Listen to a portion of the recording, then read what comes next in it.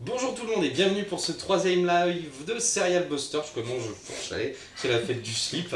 Allez, spécial science-fiction. Aujourd'hui, on va parler de la place de la SF à la télé. Et bien entendu, on va ensuite parler de tout ce qui est prévu au niveau sortie de série SF pour la rentrée. Avec moi, j'ai des invités. Donc aujourd'hui, pas Kevin qui est en vacances. L'homme Marguerite a besoin de se recharger. Et du coup, à ma gauche maintenant, c'est Maud de la place du milieu qui est là. Salut à tous. Et on a invité quelqu'un de culturé, attention, intervenant de qualité, notre ami Jal de l'association AOA et qui gère donc le Festival des Intergalactiques à Lyon qui aura lieu quand? Du 21 au 25 octobre prochain. Bien des nombreux, on y sera, notamment avec des petits projets sympatoches, vous verrez. On commence tout de suite par un petit sujet qu'on vous a proposé qui va vous refaire le topo de l'ASF à la télé. Vince, tu peux balancer le magnéto. À la télévision, la science-fiction a toujours été marginalisée, et ce souvent dans les pays qui ont une forte culture SF littéraire. La science-fiction, souvent désignée comme trop populaire, trouve son public dans les shows radiophoniques ou les sérials, ainsi que les films B d'après-guerre. Il faudra donc attendre 1949 pour voir un premier feuilleton développé uniquement pour la télévision. Il s'agit de Captain Video and His Video Rangers, diffusé par Dumont Television Network aux États-Unis. La science-fiction reste néanmoins cantonnée dans un domaine ludique sans se prendre trop au sérieux. On y retrouve beaucoup de schémas empruntés au pulp ou encore aux comics.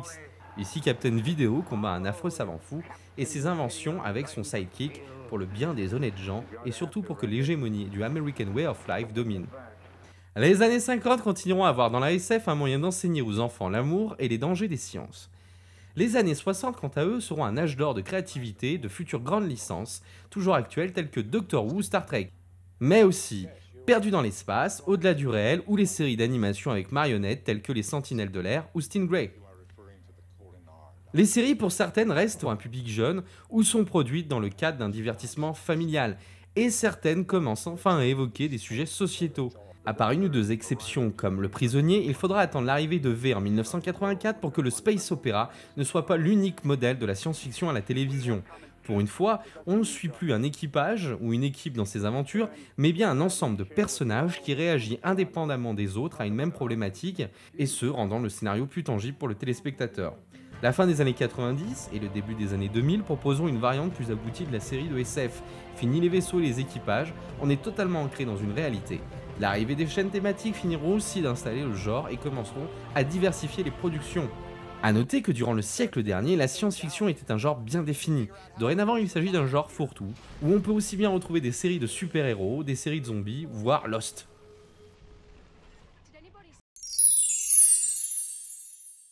Déjà pour vous, quelle est une première expérience de SF à la télé, une bonne série?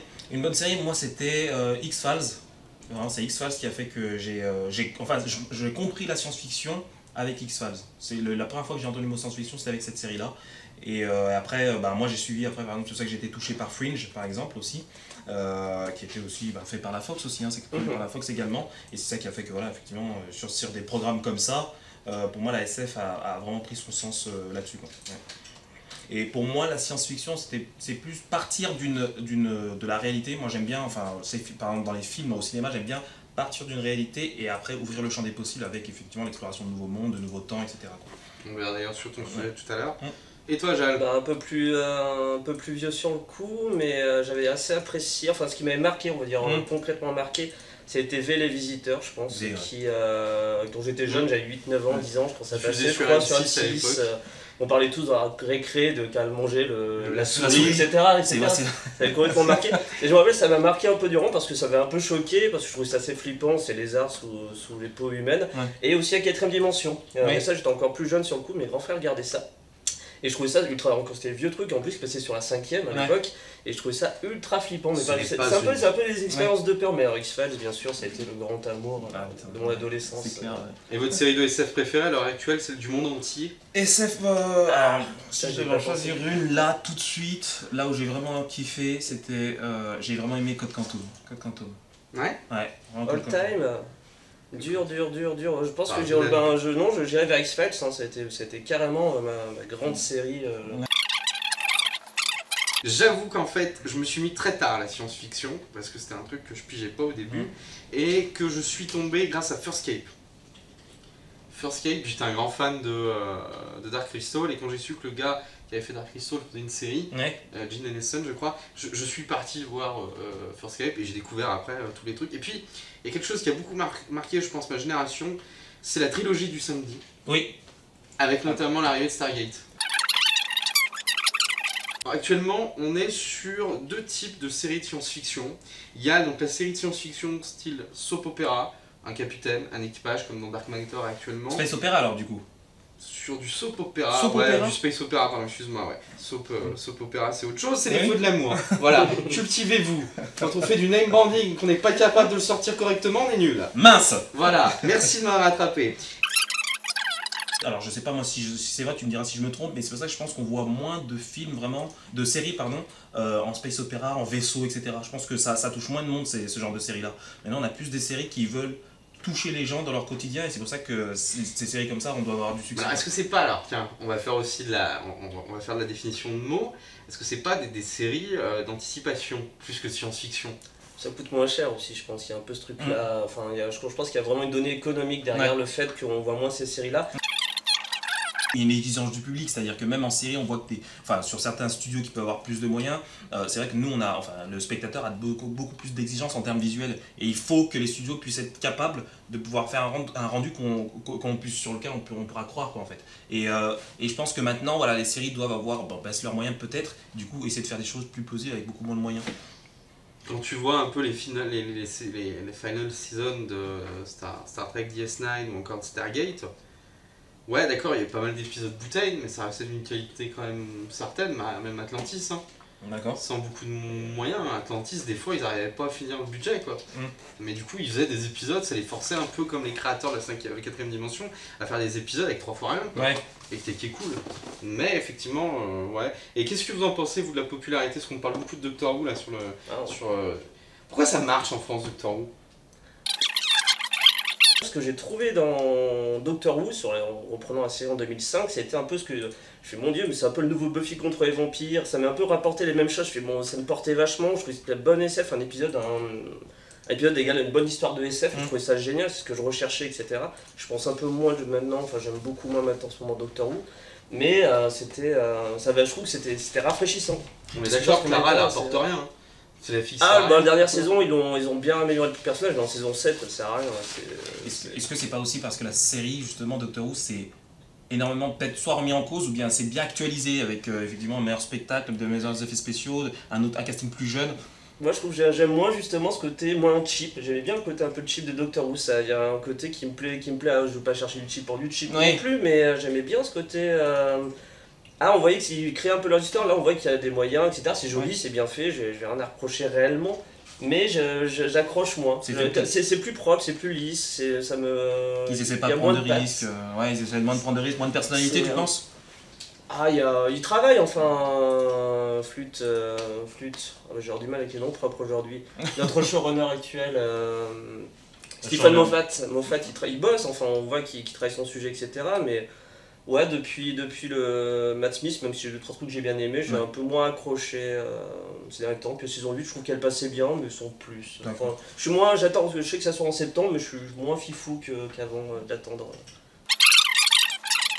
C'est fini en 89, ils ont fait un film, un téléfilm en 96, où il y a le 8ème Docteur, c'était le seul film où il apparaît, et à part un petit passage dans un épisode des 50 ans, et sinon ils ont repris en 2005, en gros il y a eu 15 ans, un truc comme ça. La série radiophonique elle est continuée, et les bouquins aussi. Et du coup ils ont fait effectivement un break, et en fait le break n'est pas un reboot, mais il permet à quiconque, par exemple nous, de pouvoir démarrer la série en se disant si on n'a rien suivi, on va perdre peut-être des références, mais c'est acceptable.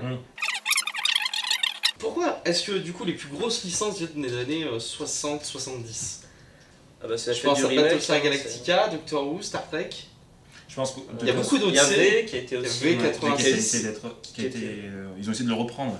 De reprendre le concept, mais je pense de toute façon c'est général, que de toutes les manières là on voit que on est dans une phase où on essaie de redorer des franchises qui existaient déjà, quoi. On a de plus en plus de mal, je trouve. Je pense pas que ce soit que la faute économiquement, on se dit non, c'est rassurant. Non, c'est pas une question de rassurance, mais même quand on tente des choses de nouveau, il y a très peu de choses qui restent au final. Comme tu parles de Stargate, est-ce que c'est pas mieux des fois de laisser un peu et d'essayer de créer de nouvelles choses au lieu de reprendre une franchise qui a eu du succès avant et que finalement qui est vraiment très bien vécue par les spectateurs, je veux dire. Ça peut très bien se passer. Il y a toujours une tentation, étant donné qu'il y a une bonne fanbase, de reprendre, de redémarrer une franchise, de redémarrer une série ou un film d'ailleurs, pour pouvoir après effectivement toucher le même public et après pouvoir avoir un espoir justement de toucher un plus large public. Je pense que c'est toujours la tentation des producteurs de faire ça. Ça me fait penser notamment aussi il a été plus ou moins annoncé assez récemment que Star Wars, enfin toujours Star Wars de toute façon ça partir dans tous les sens, on va avoir 25 films par an, jusqu'à 2040 à peu près je pense. Tu nous as préparé donc une chronique sur pourquoi une problématique souvent des séries de SF, c'est qu'elles viennent de films. On en parlait il y a l'instant, Stargate, on a quoi d'autre? On a quoi d'autre? On a Blade, on a... Blade, on va bientôt en parler dans sa Buster de Blade, la série. Highlander... Time Cop, ouais. Si, c'était pas mal la série Time Cop. On va en parler, on balance la chronique de mots, et puis on en parle tout de suite après. Magneto. C'est une pratique courante. Tout film à succès laisse forcément la tentation de l'adapter en série. Cette année, on aura le droit à Scream, Minority Report ou Limitless. Pourquoi cette volonté d'adapter les longs métrages sur petit écran? C'est pas possible! Parce que pour le spectateur, c'est l'occasion d'avoir du rab. En d'autres termes, si tu lui annonces que son film préféré aura une suite en série, il sera comme un dingue. Ensuite, pour les créateurs, rien de tel qu'un film à succès pour explorer une diversité scénaristique. En variant par exemple l'arc narratif. Par exemple, Code Lysa est construit sur le format un épisode, un vœu à exaucer, ou encore Highlander et un immortel à défier. Ou sous la forme d'un préquel, comme Hannibal Lecter ou Bates Motel, qui se focalise sur la jeunesse du tueur dans Psychose. Ou bien tout simplement en racontant la suite à l'exemple de Gomorrah, la série française, qui se passe 6 ans après l'œuvre originale. Et puis il y en a d'autres de séries qui se sont contentées de faire la même chose que le film original. On peut citer Clueless ou Bad Teacher. Alors ces deux films, ils ont pas marché. Ah bah non, complètement. Ah ben moi je vais pas me prendre la tête, hein. Si tu fais la même chose que le film, moi je regarde le film, tout simplement. Ah bah si. Enfin, adapter un film en série, c'est se permettre d'étendre un univers déjà existant à l'infini. En gros, tu fais ce que tu veux, quoi. À l'exemple de Stargate, qui te permet d'explorer d'autres univers, d'autres dimensions, d'autres planètes. En gros, on peut se lâcher. Lâchons-nous. Eh ouais. Ou Friday Night Lights. Grâce à cette série, on a pu explorer en profondeur les personnages avec leurs challenges, leurs peurs et leurs défis. Et selon vous, quelles sont les raisons pour lesquelles on adapte les films en série? Lâchez vos commentaires sur YouTube, et puis nous on pourra y répondre. À vous de jouer. Ah ouais, aussi, j'attends toujours la série Source Code. Merci. Et voilà, là on m'a bien fait le décompte, du coup je suis sur la bonne caméra. Je suis content. Quelle télé, du coup, il faudrait pour la SF? Est-ce que Sci-Fi, par exemple, est un bon représentant de la science-fiction? Après, c'est une chaîne spécialisée, donc après, en plus c'est par abonnement en plus ça, les chaînes comme Sci-Fi. Donc ça demande un engagement déjà de la part de la personne qui va regarder la chaîne. Si effectivement il va s'inscrire à la chaîne que s'il aime les séries dans lesquelles qu'il va regarder. Je pense qu'après être dans les séries, je pense pas que de le mettre dans une chaîne spécialisée, ça soit payante qui plus est, je pense que ça soit vraiment une bonne stratégie. Je pense que le mieux c'est de faire en sorte de le mettre dans une chaîne populaire et que cette série puisse être expliquée avant de pouvoir la montrer. Je pense que l'un des défauts aussi des films de science-fiction, c'est que, enfin moi, en tout cas par exemple moi, je veux dire, j'ai l'impression de prendre le bus prendre le train en cours de route. C'est-à-dire que je sais pas de quoi ça parle, je sais pas de quel univers ils vont nous transporter, je sais pas d'où ça vient ou quoi que ce soit, et je vais être plongé sur des épisodes, je sais pas, des fois des épisodes qui sont liés les uns après les autres et on se perd là-dedans, et ça qui fait qu'effectivement, je trouve plus que certaines séries de science-fiction t'excluent au lieu de t'impliquer justement dans le monde dans lequel ils veulent t'emmener. Faire un commentaire très rigolo, les gens commentent, ils disent qu'effectivement c'est pas diffusé de la SF en France, et on me dit si France 3 c'est bien diffusé Plus belle la vie. C'est vrai qu'une attaque de choléra à Marseille, plus des invasions, des choses comme ça, c'est de la SF. Hein. Voilà, c'est vrai. Après, c'est vrai que le public français, pour moi, est plus aussi ancré sur si ça leur ressemble, si les séries ne leur ressemblent pas. À l'exemple de Plus belle la vie, hein, ça fait depuis 10 ans qu'ils sont maintenant à la télé, ça marche parce que ça ressemble au public qui la regarde. Voilà, c'est vraiment, ils ont l'impression de regarder, voilà, d'une tranche de vie, voilà. Et ça se passe au jour, ça se parle le jour, quand une série se passe le mardi, il est mardi également dans la série, les intrigues suivent bien les personnages, qu'on arrive à bien se lier, c'est vraiment pas le même traitement qu'une série de science-fiction, où ça donne vraiment, il faut rentrer dans l'imaginaire, il faut être dans le délire de l'imaginaire, tu vois, de la série. Et je trouve qu'il peut y avoir un décalage entre le public et les séries. Je sais pas qu'est-ce que vous en pensez, vous? Je vois plus de Stargate sur NRJ12, Série Club, que sur Sci-Fi. Ouais. Sci-Fi, il y a du contenu, et j'adore cette chaîne, hein. Mais pour me regarder 10 fois dans la semaine Mega Shark versus Python, voilà quoi, c'est bon quoi. C'est universel, hein, pourtant c'est marrant, on pourrait penser qu'ils ont quelques moyens un peu à... Moi je trouve que ce qui est un peu produit à la cool en série en ce moment c'est sur Netflix. Je tombais un peu amoureux de ce truc là au final. J'ai fait tiens je vais tenter, puis j'ai fait puis d'un coup ils nous sortent des Sense8, ils nous sortent des... c'est dans un autre genre et flûte, voilà, j'ai pas arrêté. Non, j'ai pas réussi à... J'ai avoir du mal. Bref, nous sortent des trucs assez sympas, mais des American Wet Up Summer, enfin bref, le truc... on en parle là si tu veux vite fait, je suis en train d'écrire une lettre pour qu'on me rende les quelques heures que j'ai perdues à regarder ce truc. C'est génial, j'ai adoré. En fait, ce qui est super paradoxal, c'est qu'en France, on est quand même... Là, on a quelqu'un qui connaît les livres, hein, donc je parle sous surveillance. On a quand même inventé la SF, quoi. La France, c'est un pays avec des mecs comme Jules Verne, qui a inventé les récits d'anticipation. Et on a une culture SF tous dans notre quotidien. Même, par exemple, beaucoup de gens, quand ils arrivent chez moi, ils voient que je suis un peu fan de Star Trek, ils reconnaissent tout de suite Spock. Oui, de toute façon, c'est... Il y a une culture populaire de science-fiction, et du coup, ça branche pas plus les gens. Pourquoi? Parce que c'est pas réel. Et quand tu vois Real Human sur Arte, comment ça cartonne, c'est peut-être aussi ça, effectivement, on est sorti des séries de pyjama, voilà, avec les mecs qui étaient tous en uniforme trop beaux sur une passerelle, pour aller vers quelque chose... Moi je pense que j'ai constaté la descente de la SF vraiment pure et dure comme on l'a connue avec Andromeda. Andromeda, c'est avec celui qui fait Hercule. Voilà, avec Kevin Sobro, dernière série créée avant le décès de Gene Roddenberry. La série est géniale pour des fans comme moi de SF à l'ancienne. Je kiffe cette série et franchement c'est ce que Star Trek aurait pu être au niveau maturité. Ça peut être même considéré comme un Star Trek quoi, sur le fond. Farscape. À la fin de ces deux séries, je me suis dit bon bah ça sera plus jamais comme avant quoi. On aura plus des belles batailles de vaisseaux, on aura plus un petit peu ce côté heroic fantasy dans l'espace quoi, avec plein de races différentes à explorer, à connaître, ça n'intéresse pas les gens. Et on va être que sur du sujet sociétaux, le clonage, les robots, la pollution.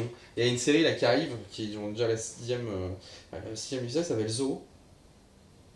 Oui, Zoo, où en fait les animaux, toute la planète commence à attaquer létalement les hommes. Ton chat domestique, ton chien, tous les animaux s'organisent pour tuer les hommes. Ce que je voulais dire en tout cas, c'est juste sur... tu citais Jules Verne au début, etc. C'est juste qu'il a inventé la science-fiction, etc. On a eu un petit peu Marie Shelley juste avant. Jusqu'à l'époque, on ne parlait pas de science-fiction. Et c'est là où on peut donner une petite définition de la science-fiction, telle qu'on aimerait peut-être... Enfin, tu l'as défini, Cyril. On appelait ça le merveilleux scientifique. Ça a été très longtemps, on appelait ça le merveilleux scientifique avant qu'on appelle ça la science-fiction. Science-fiction, ça arrivait bien plus tard. Donc, ce qui est une définition assez chouette, en fait. Et puis, J. Wells, c'est arrivé derrière. Puis on a eu John Carter from Mars, etc., qui ont pas très longtemps après, en gros. Et on appelait ça le merveilleux scientifique, et c'était vraiment... je trouve que c'est une chouette définition, une belle définition de la science-fiction, c'est un côté poétique, c'est la magie de la science, etc. Et c'est là où les nouvelles séries, en effet, tout à l'heure tu faisais la remarque, où Walking Dead était... classé, merci. Comme science-fiction, et finalement c'est une espèce de post-apo, etc. C'est vrai qu'on est là, on n'est pas sur le merveilleux scientifique. Est-ce que ça permettrait pas d'une certaine manière de aussi de couper un peu la poire, d'avoir c'est science-fiction, pas science-fiction, enfin... On aura donc un live jeudi 20 août, donc Serial Buster avec Clément Asterokid qui fait l'émission de Podcast de l'Histoire, il sera avec nous sur le plateau. Et puis on parlera des séries, on va faire des paris, des pronostics sur les séries de la rentrée justement, tout type confondu cette fois-ci. C'est toi qui as proposé le sujet en plus, tu n'es pas d'accord, genre c'est cool. Ah oui, mais vu que c'est mon idée, effectivement, c'est intéressant. Assume, tout de suite. Et le 28, on se retrouvera pour un live Space Opera par contre, spécial Star Trek avec des petites interviews qu'on est en train d'effectuer, j'espère qu'on les aura finies d'ici là. On laisse un dernier mot à notre invité qui était Jal des Intergalactiques. Est-ce que tu peux nous parler un petit peu des Intergalactiques? Les Intergalactiques, prochaine édition du 21 au 25 octobre prochain. On est sur nos invités, on va faire une rétrospective cinéma. Notre thématique c'est le temps.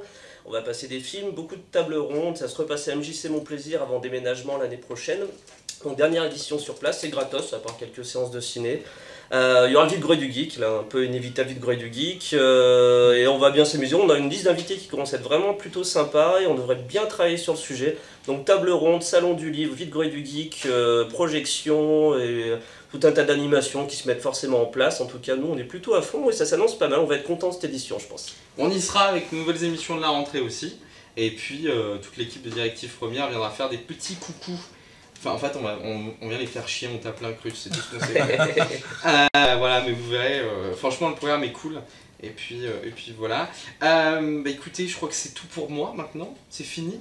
Est-ce que c'est fini, réalisateur? Est-ce qu'on peut partir dans nos maisons? Oui, on peut partir enfin. Et écoutez, c'est tout pour nous aujourd'hui. Je vous remercie de nous avoir suivis. Il faut vraiment mettre des loupiottes sur cette caméra. Je vous remercie de nous avoir suivis. Je ne suis pas encore pakistanais, je vais travailler pour le prochain live. Et puis à partir de là, il ne me reste plus qu'à vous dire, vous pouvez désormais procrastiner en paix.